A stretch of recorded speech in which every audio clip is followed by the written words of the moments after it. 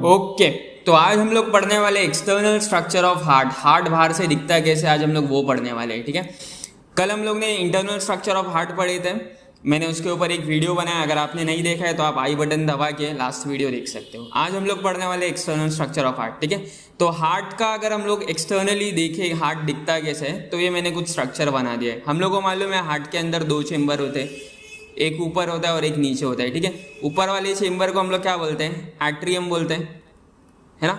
और नीचे वाले चेम्बर को हम लोग क्या बोलते हैं, वेंट्रिकल। तो ऊपर वाले चेम्बर को एट्रियम और नीचे वाले चेम्बर को वेंट्रिकल। अभी एट्रियम और वेंट्रिकल को अगर हम लोग बाहर से देखें ना, so there is a depression over here. यहाँ पर ना एक गहरी लाइन होगी एट्रियम और वेंट्रिकल के बीच में। ठीक है, तो इस गहरी लाइन को हम लोग बोलते हैं कोरोनरी सल्कस। क्या बोलते हैं उसको हम लोग, coronary sulcus. So there is a depression between atrium and ventricle which is called as coronary sulcus.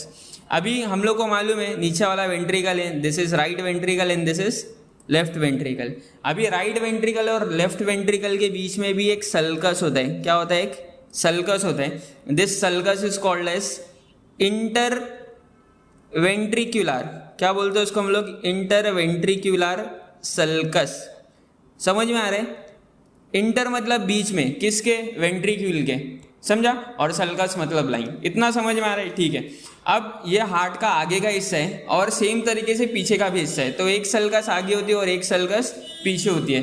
तो जो आगे होती है उसको हम लोग बोलते हैं एंटीरियर और जो पीछे की तरफ है उसको हम लोग बोलते हैं पोस्टीरियर। तो कितनी सल्कस होती है, दो सल्कस होती है, एक इंटीरियर मतलब आगे और एक पोस्टीरियर होती है जो होती है पीछे। इतना समझ में, इतना क्लियर है। ओके ठीक है, अभी देखो हम लोग ने जैसा इंटरनल स्ट्रक्चर में भी पढ़ा था हार्ट के, कि जो राइट एट्रियम होता है, this is our right atrium and this is our left atrium. Right atrium से दो ब्लड वेसल जैसे कनेक्टेड होती है। ठीक है, तो राइट एट्रियम से जो ब्लड वेसल कनेक्ट होती है उसको हम लोग बोलते हैं सुपीरियर एंड इन्फीरियर वेना कावा। जो ऊपर वाला है उसको हम लोग क्या बोलते हैं, सुपीरियर वेना कावा।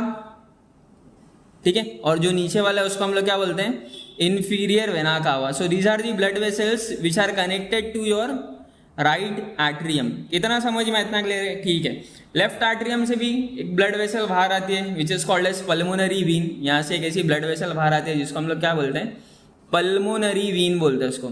इतना समझ में आया। ठीक है, ओके।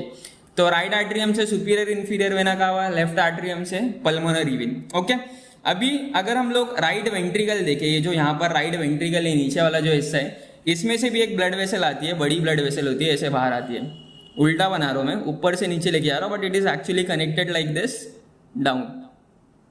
ठीक है, तो जो बड़ी सी ब्लड वेसल राइट वेंट्रिकल से बाहर आ रही है उसको हम लोग बोलते हैं पल्मोनरी ट्रंक। क्या बोलते हैं उसको हम लोग, पल्मोनरी ट्रंक।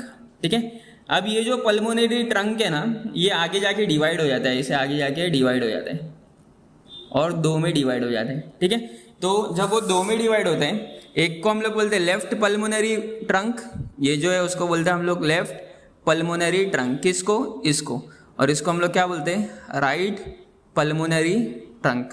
इतना समझ में आया, इतना क्लियर है। तो पल्मोनरी ट्रंक जो है वो राइट वेंट्रिकल से ओरिजिनेट करते हैं। ठीक है, उसके बाद आगे जाके डिवाइड हो जाता है और क्या बनता है, लेफ्ट पल्मोनरी ट्रंक और राइट पल्मोनरी ट्रंक। इतना समझा, इतना क्लियर है। ठीक है, अभी ये जो लेफ्ट वेंट्रिकल बचा है, यहाँ से भी एक ब्लड वेसल बाहर आती है, मोस्ट इंपॉर्टेंट, अभी तक जिसका डिस्कशन नहीं किया हम लोग ने।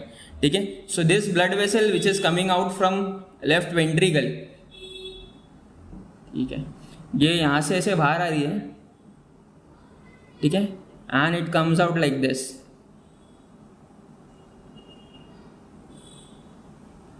ठीक है, तो ये जो ब्लड वेसल बाहर आ रही है कहाँ से, लेफ्ट वेंट्रिकल से, दिस इज कॉल्ड एज आओर्टा। इसको हम लोग क्या बोलते हैं, आओर्टा बोलते हैं, AORTA, आओर्टा।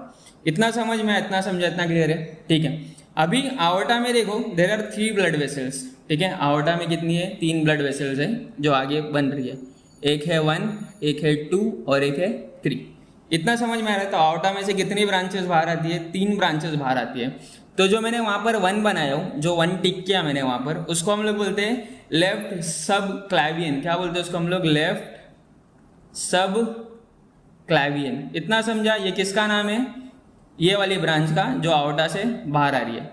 दूसरा जो है उसको हम लोग बोलते हैं लेफ्ट कॉमन कैरोटॉइड। क्या बोलते हैं उसको हम लोग, लेफ्ट कॉमन कैरोटिड, ये है दूसरी वाली ब्रांच का नाम, ठीक है। जो थर्ड वाला पार्ट है, ये जो यहाँ पर दिख रहा है, ये वाला जो पार्ट है, उसको हम लोग बोलते हैं ब्रैकियोसिफेलिक, उसको हम लोग बोलते हैं ब्रैकियोसिफेलिक, ठीक है। So what is brachiocephalic? It is the first third branch coming out from your aorta. इतना समझा, इतना क्लियर है, ठीक है। अभी ये जितनी भी ब्लड वेसल्स है ना, सब जो है ना ब्लड को ऊपर लेके आती है। किधर लेके आती है? ऊपर लेके आती है। कौन सी ब्लड वेसल किधर लेके आती है? ये जो लेफ्ट सब क्लैवियन है ना, ये जो लेफ्ट सब क्लैवियन है, ये हमारे उल्टे हाथ में ब्लड सप्लाई करती है। किधर पे? It supplies blood to your left hand. इतना समझ में आ रहा है? ठीक है। ये जो लेफ्ट कॉमन कैरोटॉइड है ना, ये हमारे ब्रेन को सप्लाई करती है ब्लड, ठीक है। और जो ब्रैकियोसिफेलिक है, ये 3 जगह सप्लाई करती है ब्लड को। एक राइट हैंड में सप्लाई करती है, राइट आर्म में हमारे, ठीक है, दूसरा हमारे सर में, और तीसरा जो हमारी नेक में। इतना समझा? So this aorta is one of the most important blood vessel of your body because it supplies blood to the major part of your body. देखो, लेफ्ट हैंड को, राइट हैंड को, ब्रेन को, हेड को, neck को।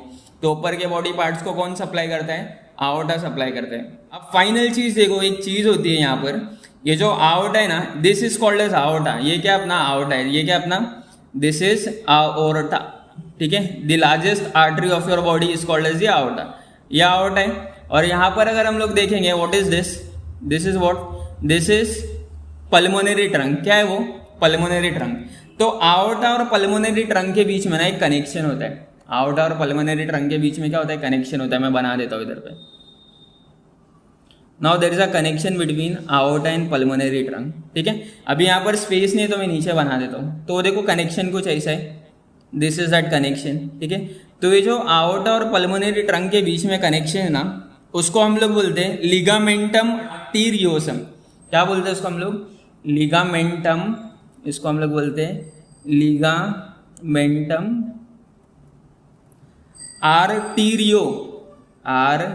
आर्टेरियोसम। इतना समझो। देखो कैसा राइम कर रहे हैं, तुम और सम। तो लिगामेंटम आर्टेरियोसम, तो it is what? It is the connection between the aorta and the pulmonary trunk. इतना समझ में आया? अब ये है क्या?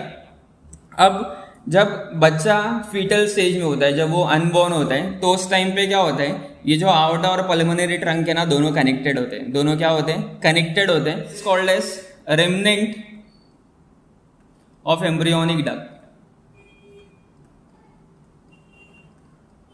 ठीक है। तो एम्ब्रियोनिक स्टेज में क्या होता है? ये कनेक्शन होता है, बट जब बच्चा बॉर्न हो जाता है तो ये डक्ट जो है वो बंद हो जाता है और सिर्फ एक उसका सबूत रह जाता है, जिसको हम लोग बोलते हैं लिगामेंटम आर्टेरियोसम। इतना समझा? इतना क्लियर है? So that was all about the external structure of heart. If you have any doubt, you can comment and let me know. Thank you.